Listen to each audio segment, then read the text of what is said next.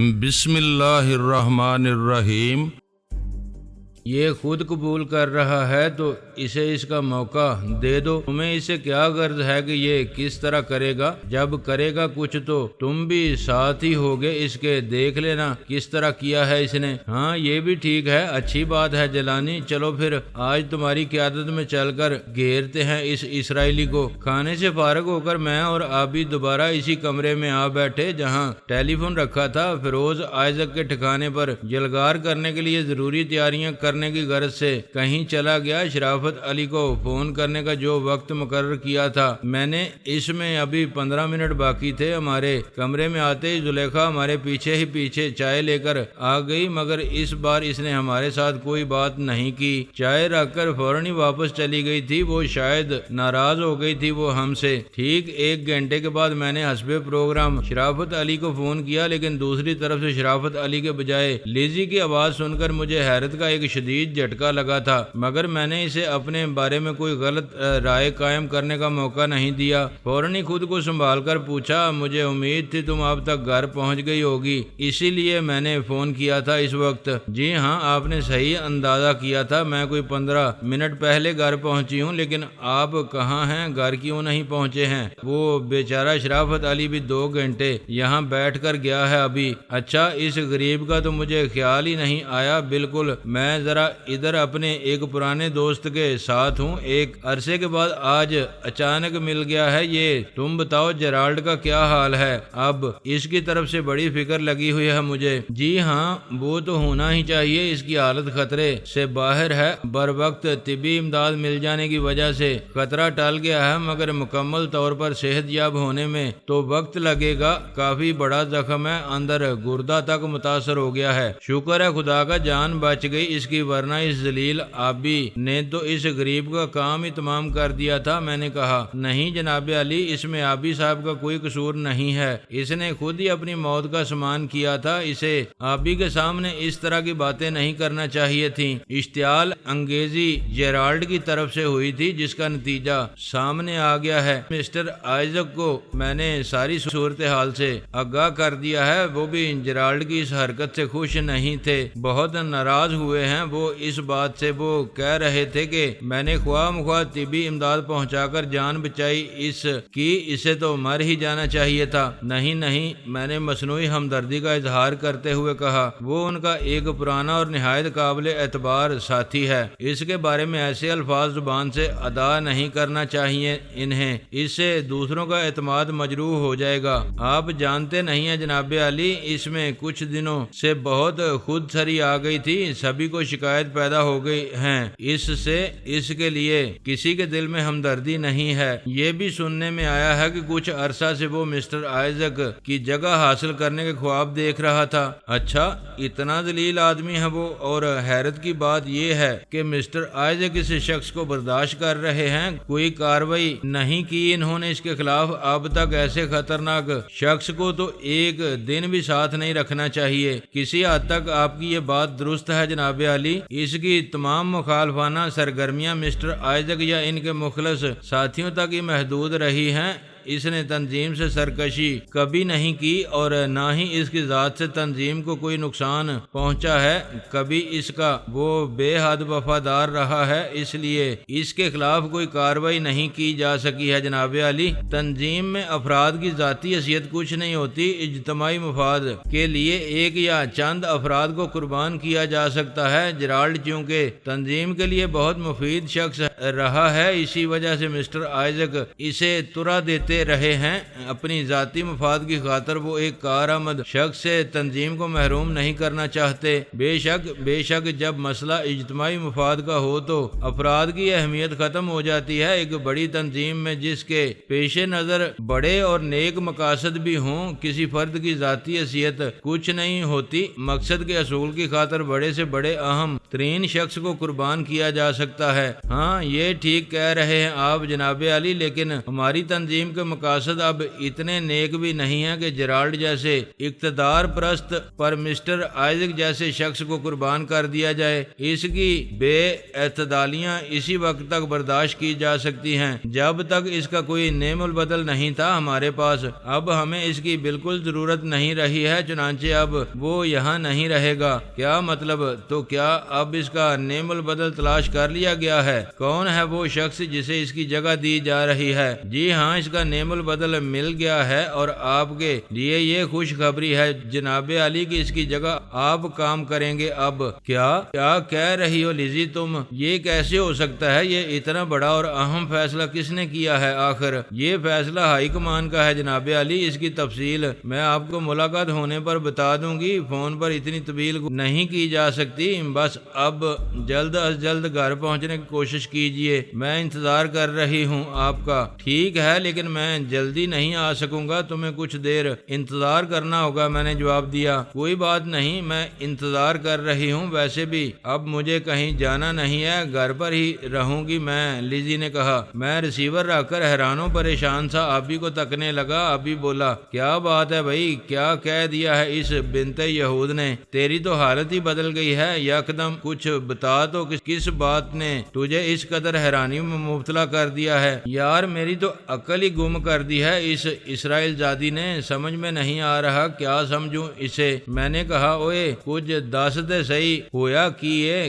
آبی بولا۔ میں نے اسے ساری بات بتا کر کہا، ہن دس کچھ تیری سمجھ وچ آیا؟ سمجھ لیا ہے تو اس مامے نو؟ اس میں ماما کیا ہے؟ کون سی بات ہے جو تیری سمجھ میں نہیں آ رہی ہے؟ جو کچھ کہا ہے صاف اور سیدھے الفاظ میں کہا ہے اس نے۔ ہاں کہا تو بے شک صاف اور سیدھے الفاظ میں ہی ہے، لیکن اس کے پس منظر میں تجھے کچھ دکھائی نہیں دے رہا ہے؟ مجھے تو کچھ دکھائی نہیں دے رہا ہے، تجھے اگر کچھ دکھ رہا ہے تو بتا مجھے کیا ہے وہ؟ آبی نے جواب دیا۔ کیا یہ نہیں ہو سکتا کہ وہ ایسی باتیں کر کے ہمیں اپنے جال میں پھانس رہی ہو، کچے دھاگے سے باندھ کر کھینچ رہی ہو، اپنی طرف ہمیں اپنے ہاتھوں کی ذات سے دور دیکھ کر کوئی ہم رنگ زمین جال بچھایا ہو ہمارے لیے؟ میں نے اپنا خدشہ ظاہر کیا۔ آبی میری بات سن کر سوچ میں پڑ گیا، اس نے اب تک اس پہلو پر غور ہی نہیں کیا تھا، تصویر کا یہ رخ دیکھا ہی نہیں تھا اس نے، اس کے ماتھے پر شکنیں ابھر آئی تھیں اس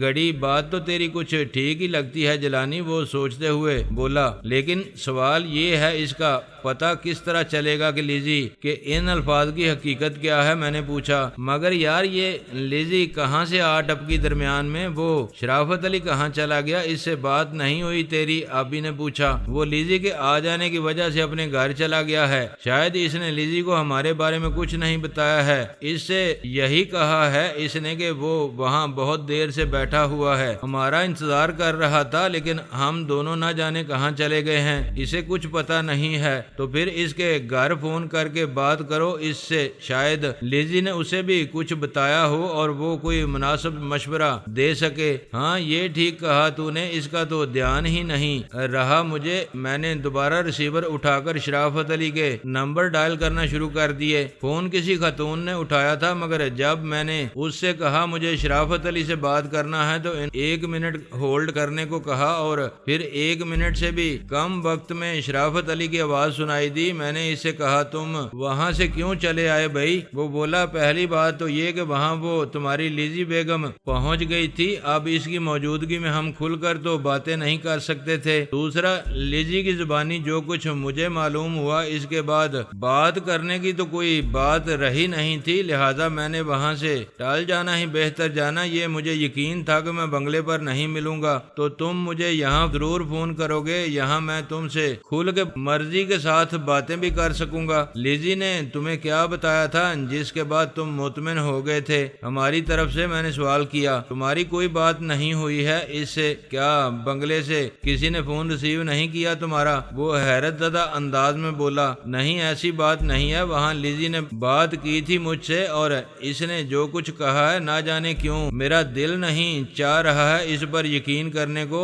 ایسا لگ رہا ہے جیسے انہوں نے مجھے پھانسنے کے لیے یہ جال پھینکا ہے میری طرف۔ میں نے کہا، لیکن میرا خیال تو تم سے مختلف ہے۔ میں نے اس سے بالمشافہ گفتگو کی ہے، اس لیے اس کے لہجے اور چہرے کے تاثرات سے بھی اندازہ لگانے کی کوشش کی تھی، مگر مجھے وہاں فریب کا کا سایہ تک نظر نہیں آیا تھا، بلکہ وہ خوش نظر آ رہی تھی مجھے۔ پھر تم کیا کہتے ہو، میں واپس ان لوگوں میں چلا جاؤں؟ میں نے اس سے معلوم کیا۔ ہاں، میری رائے تو یہی ہے، اور ضرورت بھی کیا ہے، اس وقت ہم اپنا کام جتنی عمدگی سے ان کے درمیان رہ کر سکتے ہیں علیحدہ ہو کر نہیں کر سکتے۔ علیحدگی میں مشکلات بھی بڑھ جائیں گی اور خطرات بھی۔ اس نے مجھے سمجھانے کی کوشش کی۔ اس کے اس مشورے نے مجھے اس کے بارے میں بھی سوچنے پر مجبور کر دیا۔ گو اس کی وفاداری اور خلوص کو میں نے خوب پرکھ لیا تھا اور مجھے اس میں ذرا سا بھی کھوٹ نظر نہیں آیا تھا، لیکن جن لوگوں کے درمیان وہ رہتا تھا اور جو کچھ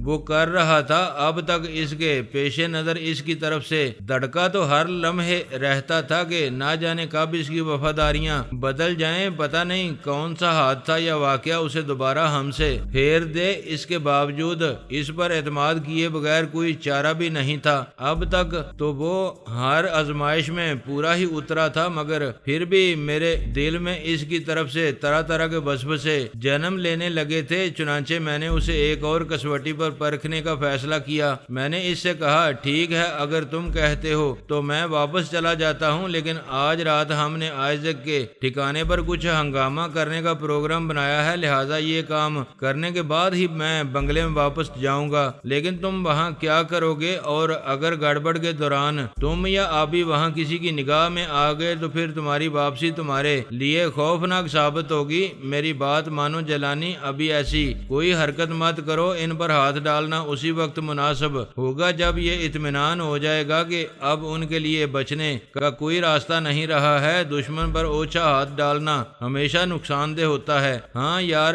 بات تو تم نے ٹھیک ہی کہی ہے۔ پھر اب اچھا، خیر ٹھیک ہے، میں ذرا ابھی سے بات کر لوں، پھر فیصلہ کروں گا کوئی، اور جو بھی فیصلہ ہوگا اس کی اطلاع میں ضرور دوں گا۔ یہ کہہ کر میں نے سلسلہ منقطع کر دیا۔ مجھے ریسیور رکھتے دیکھ کر آبی نے پوچھا، کیا بات ہوئی بھائی؟ کیا کہتا تھا وہ کہتا ہے ہمیں ابھی ان کے خلاف کوئی کارروائی نہیں کرنا چاہیے۔ اگر اس دوران ہم ان کی نظر میں آ گئے تو یہ ہمارے لیے اچھا نہیں ہوگا۔ ہمیں کھل کر ان کے مقابل اسی وقت آنا چاہیے جب ہم ان کے لیے بچ نکلنے کا کوئی راستہ نہ رہنے دیں۔ یہ شرافت علی کہیں ان کو بچانا تو نہیں چاہتا ہے یار؟ ایسا تو نہیں ہے کہ یہ دوہری چالیں چل رہا ہو ہمارے ساتھ؟ نہیں یار، ایسا لگتا تو نہیں ہے۔ وہ اگر یہی کر رہا ہوتا تو اب تک ہم دونوں یوں آزادانہ گھوم پھر رہے ہوتے اس دھرتی پر۔ یہ تو ایسے لوگ ہیں کہ غداری کا شبہ بھی ہو جائے کسی پر تو اس کی جان لینے میں دیر نہیں کرتے، ذرا بھی ڈھیل دینا جائز نہیں سمجھتے ہیں یہ۔ ہاں، یہ تنظیمیں ہوتی تو ایسی ہی ہیں، اور جن لوگوں سے ہمارا واسطہ ہے ان کے پاس تو رعایت کا کھانا ہی نہیں ہوتا کوئی۔ شرافت علی کہتا تو ٹھیک ہی ہے، مگر اب میں فیروز سے یہ نہیں کہہ سکتا کہ وہ یہ پروگرام ملتوی کر دے، کیونکہ یہ تجویز بھی اس کے سامنے میں نے ہی رکھی تھی یار، اور بڑے اعتماد سے ایک ذمہ داری قبول کی ہے۔ اب اسے باز رکھنے کی کوشش کی میں نے تو وہ یہی سمجھے گا کہ میں نے بے سوچے سمجھے اتنا بڑا دعویٰ کر دیا تھا۔ اب خوفزدہ ہو کر پیچھے ہٹ رہا ہوں، بڑی بے عزتی ہوگی یار۔ ابھی اس طرح تو اور آئندہ یہ لوگ ہماری کسی بات پر آسانی سے یقین کرنے کو تیار نہیں ہوں گے۔ میں نے ابھی سے کہا، اوے چل دفع کر یار، جو ہوگا دیکھا جائے گا، پروگرام ملتوی کرنے کی ضرورت نہیں ہے۔ ابھی نے فیصلہ کن انداز میں کہا، کسی پروگرام کے ملتوی ہونے کی بات ہو رہی ہے؟ فیروز نے کمرے میں داخل ہوتے ہوئے پوچھا۔ اس نے ابھی کی بات سن لی تھی۔ میں نے فوراً کہا، کچھ نہیں یار، کسی پروگرام کو ملتوی کرنے کی بات نہیں ہو رہی ہے۔ تم بتاؤ کیا انتظامات کر کے آئے ہو؟ وہ تختہ تیار ہو گیا ہے، 1 گھنٹے کے اندر اندر سارا انتظام ہو جائے گا، لیکن اس کام کے لیے یہ وقت مناسب نہیں ہے، آدھی رات کے بعد ہی چلیں گے ہم۔ ہاں، یہ بہترین وقت ہوتا ہے اس قسم کے کاموں کے لیے، میں نے کہا۔ پھر لیزی اور شرافت علی سے ہونے والی گفتگو کی ساری تفصیل اسے بتا کر کہا، مگر ہم اپنے پروگرام پر عمل ضرور کریں گے۔ میں لیزی کو فون کر کے اس سے کہہ دیتا ہوں کہ میں صبح سے پہلے گھر نہیں پہنچ سکوں گا، اور ہاں یار، وہ ہماری کار جو ہم انور کمال کے کہنے پر راستے میں چھوڑ آئے تھے، اسے اب یہیں منگوا لو۔ ہمیں صبح اسی کار میں گھر واپس جانا چاہیے، ورنہ اسے یوں سڑک کے کنارے چھوڑ دینے کا کوئی جواز نہیں پیش کر سکیں گے ہم۔ وہ میں ابھی بھی منگوا لیتا ہوں، اس کی فکر نہ کرو تم۔ اور وہ شرافت علی نے میرا خیال ہے ٹھیک ہی مشورہ دیا ہے، ہم آج کا پروگرام فی الحال ملتوی ہی کر دیں تو اچھا ہے۔ فیروز نے مجھے اپنے ارادے سے باز رکھنے کی کوشش کرتے ہوئے کہا، نہیں یار، اس شرافت علی نے اس کا ایک نقصان دہ پہلو ہی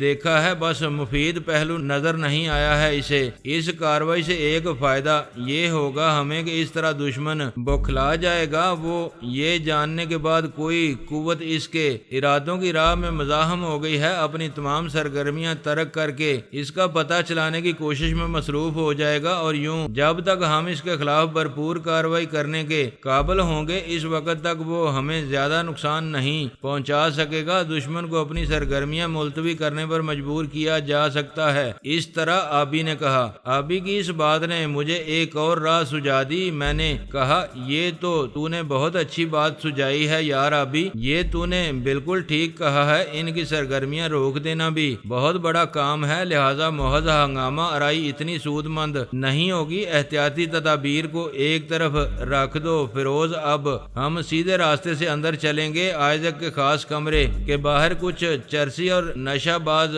ملیں گے، انہیں قابو کرنا زیادہ مشکل نہیں ہوگا۔ اگر دو چار ہوش مند قسم کے محافظ بھی ہوئے تو انہیں ٹھکانے لگا دینا، پھر ہم اندر گھس کر اس بہروپیے کو یہاں اٹھا لائیں گے۔ تم اس کے لیے کسی اچھے سے مہمان خانے کا بندوبست کر سکتے ہو فیروز، اس کی تم فکر نہ کرو جیلانی، مہمان خانہ تو ہم اسے ایسا مہیا کر دیں گے کہ پورے اسرائیل جمع ہو کر بھی اسے وہاں سے نہیں نکال سکے گا۔ اس وقت تک وہ آسمان نہیں دیکھ سکے گا جب تک ہم نہیں چاہیں گے۔ مگر بھائی میرے، آئزک کو اس خانقاہ سے اغوا کر لانا کوئی آسان کام نہیں ہے، باہر ایسے انتظامات ہیں تو اندر انہوں نے کیا کچھ نہیں کیا ہوگا، ہر در و دیوار سے گولیاں اولوں کی طرح برس سکتی ہیں، وہاں اس کام کے لیے باقاعدہ فوج درکار ہوگی۔ فیروز نے کہا، ان انتظامات کی پرواہ ہی نہ کرو یار، ایک بہت اچھی ترکیب آئی ہے میرے دماغ میں۔ آبی جلدی سے بولا، وہ کیا سوچا ہے بھائی تو نے؟ میں نے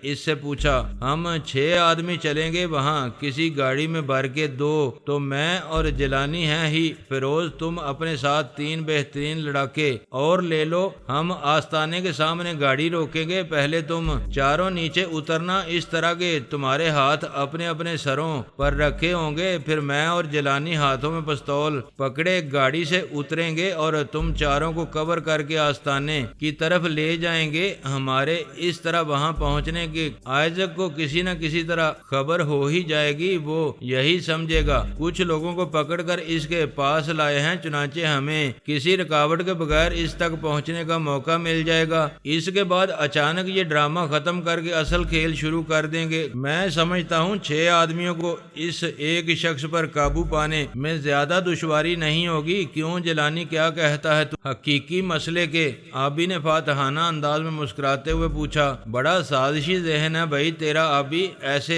معاملہ میں تیری کھوپڑی کافی تیز چلتی ہے۔ میں نے ہنستے ہوئے کہا، پلاننگ تو واقعی زبردست کی ہے آبی آپ نے۔ ٹھیک ہے، 3 آدمیوں کو ساتھ لے لوں گا میں اپنے، اور بالکل اسی پلاننگ کے مطابق کام کریں گے ہم۔ ایک کا بھی آئزک تک پہنچ جانا شرط ہے، اس کے بعد تو کوئی مسئلہ ہی نہیں رہے گا، فیروز بولا، اور ہم اس کام کے لیے آدھی رات گزرنے کا انتظار نہیں کریں گے، ایسے کاموں کے لیے وہ وقت مناسب نہیں ہوتا۔ آبی بولا، کیوں وہ وقت مناسب کیوں نہیں ہوتا؟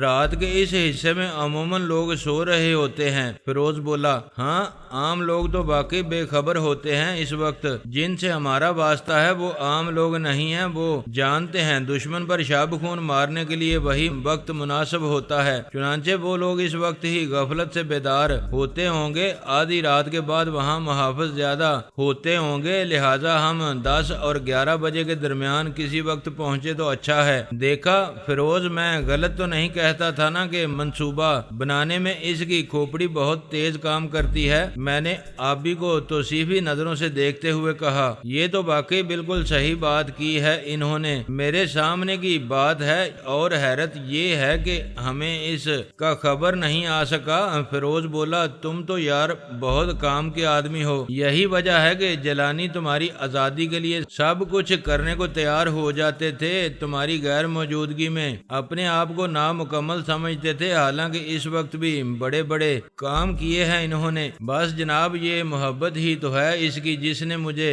باندھ کر رکھ دیا ہے۔ اس کے ساتھ آبی نے مسکراتے ہوئے کہا، دونوں کی بے لوث محبت دیکھ کر رشک آتا ہے۔ جنہیں ایسے مخلص اور جانسار دوست میسر آ جائیں آج کے دور میں، ان کی خوش بختی پر کون شک کر سکتا ہے بھائی۔ بہرحال انور کمال اور گلزمان دو آدمی تو اس وقت ہیں ہی میرے ساتھ، یہ دونوں بہترین تربیت یافتہ جوان ہیں۔ ایک خان کو اور بلا لیتا ہوں فون کر کے، بہت دن سے اس نے کوئی کام بھی نہیں کیا ہے۔ یہ خان وہی ہے نا جو تمہارے ساتھ ایئرپورٹ سے لایا تھا مجھے اس رات جب میں سان فرانسسکو سے آیا تھا؟ میں نے پوچھا۔ ہاں وہی، وہ ہمارا کوئی باقاعدہ ممبر نہیں ہے اور معاشرے میں کوئی باعزت مقام بھی نہیں رکھتا ہے وہ، مگر پاکستان کی خاطر اپنی جان دینے کو بھی تیار رہتا ہے ہر وقت۔ ایک بار ہم نے اس سے معاوضے پر کچھ کام کروایا تھا، تب اسے یہ معلوم ہوا تھا کہ ہم اپنے ملک میں ملک دشمنوں کے خلاف صف آرا ہیں۔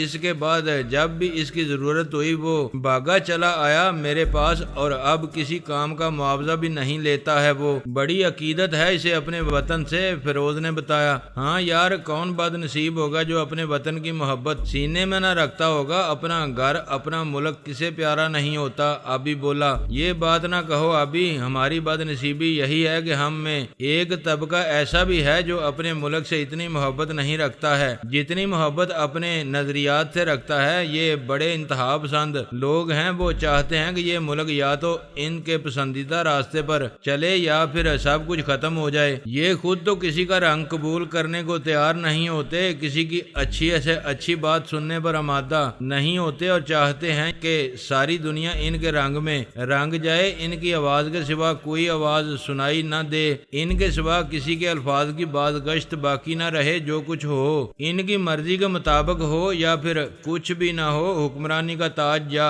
تو ان کے سر پر ہو یا پھر مٹی میں رولتا رہے، کوئی اور اس کا حقدار نہ ٹھہرے۔ اور یہ اسرائیل زادے دنیا کے تمام ممالک میں ایسے ہی خوفناک اور تباہ کن خیالات رکھنے والوں کو تلاش کر کے ان کے جذبات کو ہوا دیتے ہیں، ان کے ہاتھوں سے ان کے اپنے گھر کو آگ لگواتے ہیں، اور پھر ان احمقوں کے ساتھ ساری قوم کے جلنے کا مسکرا کر تماشا دیکھتے ہیں۔ فیروز بے حد جذباتی ہو گیا تھا، اس کا چہرہ شدت جذبات سے سرخ ہو رہا تھا اور آواز اس کی دم بے دم تیز ہوتی جا رہی تھی۔ اس کی یہ حالت دیکھ کر میں نے کہا، دھیرج میرے بھائی، دھیرج سے کام لو، تم خود بھی جذباتی ہوتے جا رہے ہو۔ وہ بولا، جیلانی تم نہیں جانتے، جب بات میرے ملک کی سلامتی کی ہو تو میں اپنے جذبات کو قابو کرنے میں ناکام ہو جاتا ہوں۔ میرے عزیز، ہمارے اجداد نے آزادی کی جنگ اس لیے تو نہیں لڑی تھی، ہم نے لاکھوں جانیں اور اپنی ماؤں بہنوں بیٹیوں کی آبرو اس لیے تو نہیں قربان کی تھی، اپنے تن من دھن کی قربانی اس لیے تو نہیں دی تھی کہ ایک دن چند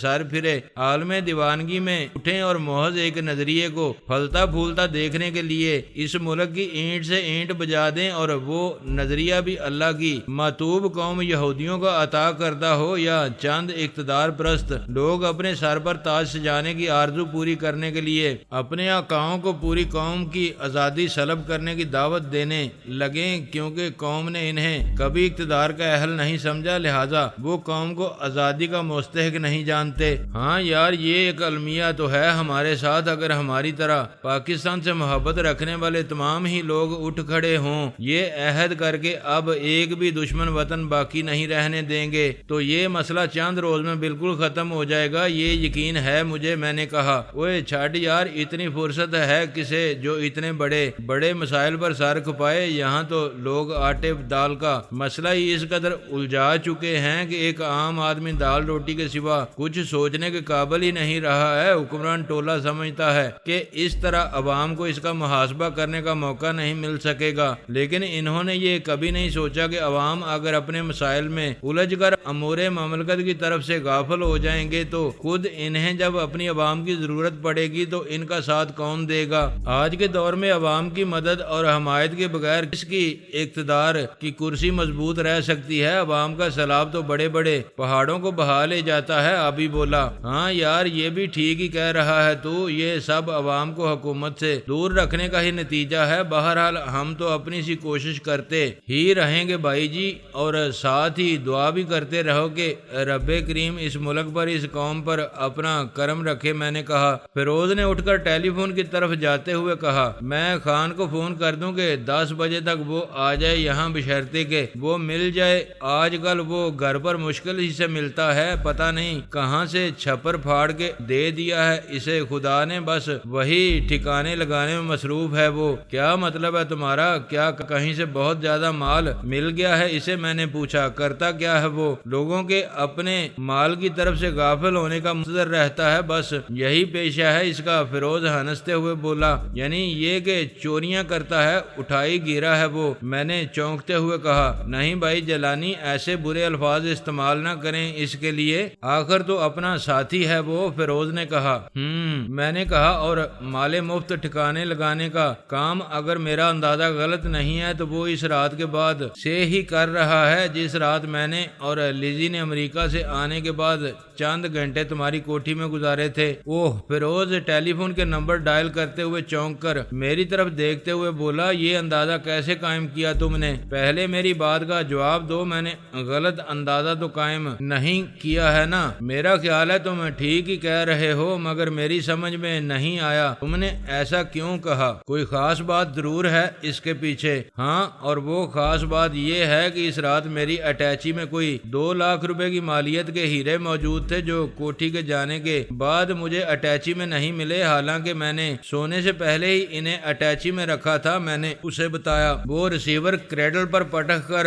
تیزی سے میرے قریب آ کر بولا، کیا کہہ رہے ہو یار؟ پہلے کبھی ذکر نہیں کیا تم نے اس کا؟ اس کی وجہ یہ تھی کہ پہلے جب ہم ملے تھے تو اس قسم کی کوئی بات کرنے کا موقع نہیں ملا تھا، اور پھر مجھے کبھی شبہ تک نہیں ہوا کہ تمہاری کوٹھی میں بھی کوئی ایسا شخص ہو سکتا ہے۔ لیزی نے کہا بھی تھا کہ مگر میں نے سنجیدگی سے اس کی طرف توجہ نہیں دی تھی، اور اگر تم اس وقت خان کی موجودہ مصروفیات کا ذکر نہ کرتے تو اس وقت بھی میں یہ بات نہیں کرتا۔ اس کی مصروفیات اور اچانک کہیں سے بہت سا مال مل جانے کے ذکر پر ہی مجھے اس کا خیال آیا ہے، ورنہ میں تو اب بول ہی چکا تھا اس واقعے کو۔ کمال ہے بھائی، اتنا بڑا نقصان تم نے یوں نظر انداز کر دیا جیسے تمہارے نزدیک 1-2 لاکھ کی کوئی حیثیت ہی نہیں ہے۔ نہیں یار، بات میرے نظر انداز کر دینے کی نہیں ہے، دراصل وہ ہیرے جس کے تھے اسے ہی اس کی پرواہ نہیں ہے۔ میں نے تو تلاش کرنے کی کوشش کی تھی انہیں، اور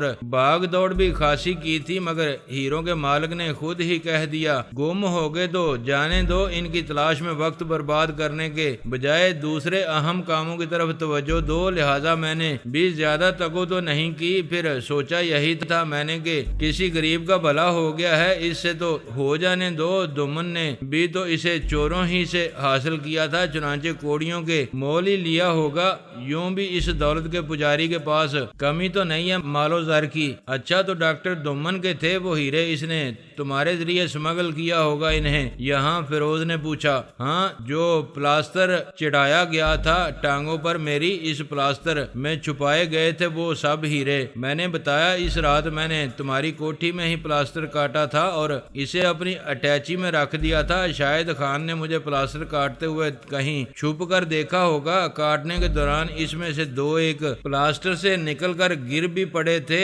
انہیں دیکھ کر ہی اس کی نیت بگڑی ہوگی۔ بالکل ایسا ہی ہوا ہے، اب ساری بات سمجھ میں آ گئی ہے میری، تم فکر مت کرو، میں اس سے وہ تمہارے ہیرے اگلوا لوں گا۔ نہیں یار، لعنت بھیجو ان پتھروں پر، حرام کا مال تھا، جس راہ سے آیا تھا اسی راہ سے چلا گیا۔ دمن کو ذرا سی بھی پرواہ نہیں ہے اس کی، اور پھر ہمارا مقصد بھی تو اس اسرائیل بچہ کو نقصان پہنچانا ہی ہے۔ میں نے اسے سمجھایا۔ وہ تو ٹھیک ہے بھائی میرے، لیکن خان نے یہ کوئی اچھی حرکت نہیں کی ہے، وہ ہیرے تمہاری ملکیت بھی ہو سکتے تھے، اسے تو یہ نہیں معلوم تھا نا کہ وہ کس کی ملکیت ہیں، اس نے دانستہ طور پر تمہیں ہی نقصان پہنچانے کی کوشش کی ہے۔ ہاں بھائی، یہ بہت ہی ذلیل کام کیا ہے اس خان نے معاف تو اسے کرنا ہی نہیں چاہیے بالکل بھی۔ آبی جلدی سے بولا، وہ ہمارے لیے بہت مفید آدمی ہے آبی، اسے کھونا نہیں چاہیے ہمیں، اگر وہ بد دل ہو گیا تو کوئی بڑا نقصان بھی پہنچا سکتا ہے، گھر کا بیدی ہے، ایسے لوگوں کو یوں معمولی باتوں پر ناراض نہیں کرنا چاہیے۔ میں نے کہا، اوے لعنت بھیج یار ایسے ذلیل آدمی پر، جس کی نیت اتنی خراب ہو، اس سے تو ہر وقت نقصان پہنچنے کا امکان رہتا ہے۔ پیسے کا پجاری کسی بھی وقت اپنی وفاداریاں چند پیسوں کی خاطر تبدیل کر سکتا ہے۔ ابھی نفرت سے بولا، مجھے تو حیرت ہے اس تیرے یار فیروز پر، اس نے ایسے آدمی کو اپنے ساتھ رکھا ہی کیوں؟ یہ تو امریکہ جیسی سپر طاقت کے اتنے اہم ادارے کا ممبر ہے، اسے یہ تک پتہ نہیں ہے کہ ایسے لوگ قابل اعتبار کبھی نہیں ہوتے؟ کیا CIA میں ایسے ہی لوگ ہوتے ہیں سب؟ میں نے تو یار بڑی بڑی باتیں سن رکھی ہیں ان لوگوں کے بارے میں۔